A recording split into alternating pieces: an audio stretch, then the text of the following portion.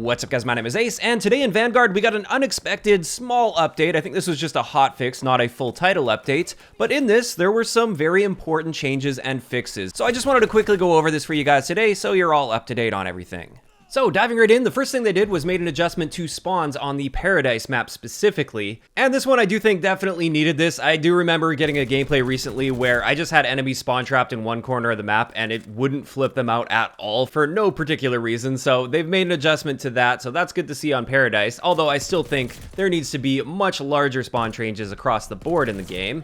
Then when it comes to perks, the Fortified perk will now protect you against Mortar Barrage, War Machine, Flame Knot explosions, Ammo Box explosions, Gammon Bombs, and Satchel charges. So that's excellent news. That definitely buffed up the Fortified perk. However, they also sort of nerfed the Fortified perk because it no longer protects against the Goliath, which is that field upgrade tank thing that rolls around, which I don't necessarily agree with. I think Fortified should protect against that.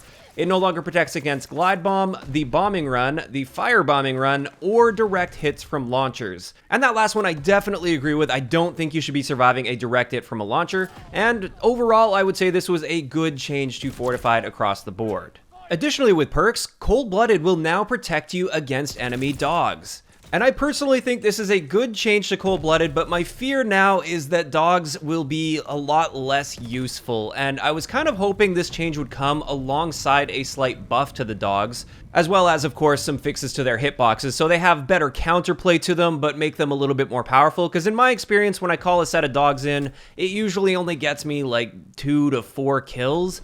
And for one of the highest streaks in the game, I don't think that should be the case. And now it's going to be even harder to get kills with dogs because Cold-Blooded will be a full counter. So we'll just have to wait and see how this one settles in and plays out. But in either case, I am on board with a way to at least counter the dogs, especially with how buggy they currently are.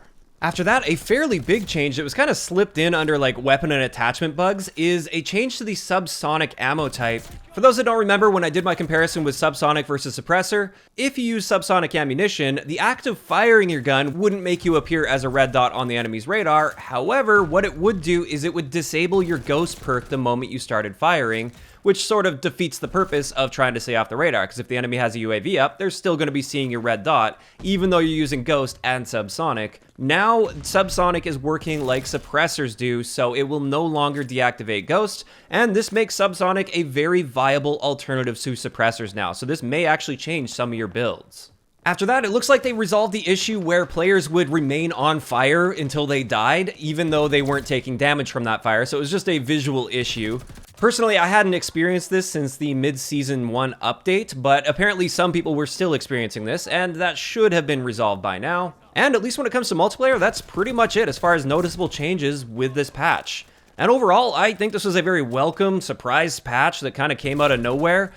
Obviously, more needs to be done, but these were all steps in the right direction, at least in my opinion. So I'm actually quite happy to see all this. But of course, I'd like to hear from you guys in the comment section below. What did you guys think about this quick hotfix that we got in Vanguard today? Do you think these were generally positive changes? Or do you actually disagree with some of these changes? Just let me know down below. If you enjoyed the video, a like rating is always appreciated. And don't forget to subscribe for more if you haven't already. I'll talk to you guys next time.